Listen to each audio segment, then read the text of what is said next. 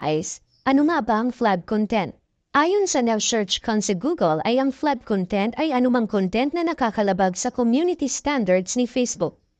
Kaya anumang galaw natin sa Facebook na may kinalaman sa mga bagay na lumalabag sa community standards ay tinatawag na flag behavior. Katulad na lamang pero hindi limitado sa pakikipag-follow to follow nang walang engagement o di kaya ay masyado kang maraming tina-follow. Ikalawa ay ang pag-share, pag-comment at pagre-react ng mga post ng masyadong mabilis at walang pagitan.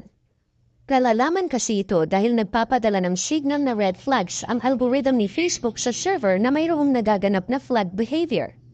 Kaya kung mapapansin niyo ay bigla-bigla na lang nalolog out ang inyong Facebook account o session expired, iwasan natin ito guys para hindi ma-block ang ating account.